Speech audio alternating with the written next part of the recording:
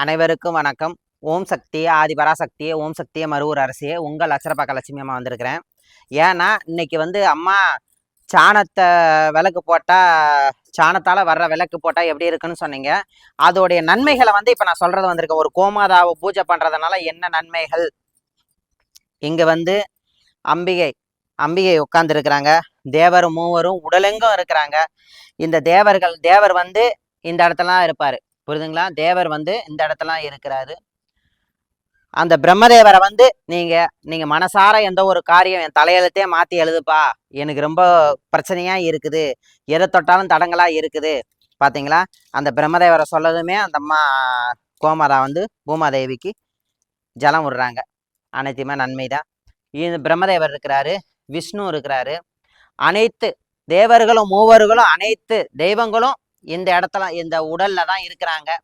இந்த கோமாதாவை வழிபடுறதுனால உங்க வீட்டில் இருக்கிற பிரச்சனைகள் நீங்கும், நன்மைகள் நீங்கும். இப்போ ஒரு வீடு பால் காய்ச்சினாவே ஏன் கோமாதா உள்ள கொண்டு போறேன், உள்ள கொண்டு போயிட்டு பின்போசனாதான் நீங்க கும்பிடணுமேமோ. பின்போசன்ல அந்த அம்பியை உட்காந்துருக்கிறா, மகாலட்சுமி உட்காந்துருக்கிறா.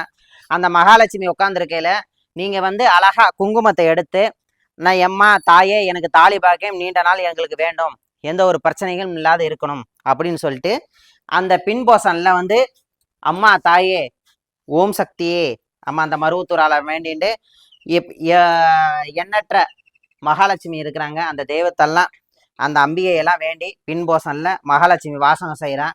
இந்த பக்கம் தான் மகாலட்சுமி வாசகம் செய்கிறான். இந்த வாசகத்தை எடுத்து தாலியில கொஞ்சம் விட்டுக்கணும், ரெண்டாவது மேல் வடுகளை கொஞ்சம் விட்டுக்கணும்.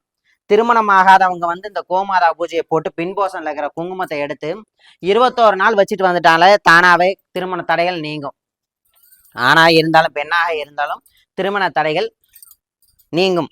அதே மாதிரி ஒரு வேலைக்கு போறோம், வெற்றி ஆகணும் அப்படின்னா இந்த அம்பிகை கோமாதாவுக்கு காலையில எந்திரிச்சதும் மூஞ்சி கலவனும் ஃப்ரெஷ்அப் ஆகிட்டு போகையில 2 வாழைப்பழம் கொடுத்துட்டு, சூரிய பகவானே மகாலட்சுமி தாயே எனக்கு என்னென்னைக்கு கோமாதாவே எனக்கு இன்னைக்கு இந்த வேலையை முடிச்சு கொடுமா, நான் போற காரியம் எப்படி இருக்கும் அப்படின்ட்டு நீங்க சொல்லி கொடுத்துட்டு வேண்டிட்டு போங்க.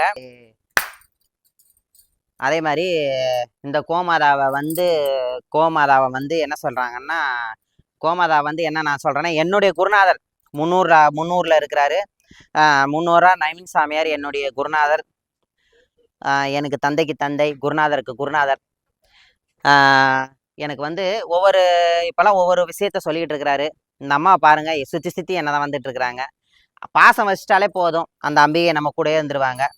அதனால என்ன சொல்றேன்னா, இந்த கோமாதாவை 21 நாளைக்கு வாழைப்பழம் கொடுத்துட்டு நம்ம கோமாதாவை வேண்டிட்டு போனாலே நடக்காத காரியம் கூட சித்தியாகும். அதனால இந்த பூஜையை தினந்தோறும் வழிபடுங்க.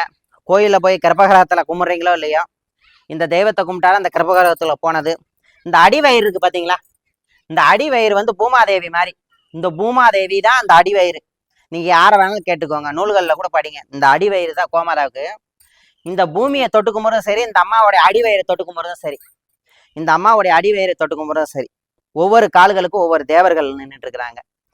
எண்ணற்ற ரிஷிமார்களும் எண்ணற்ற தேவர்களும் இதுல வாசகம் செய்துட்டு இருக்காங்க. அப்பயும் முனிவர்கள் தவம் பண்ணலையும் சரி, முதல்ல பூஜை போடுவாங்க. பெரிய பெரிய ஆலயங்கள்ல துறக்கையில பூஜை போடுவாங்க.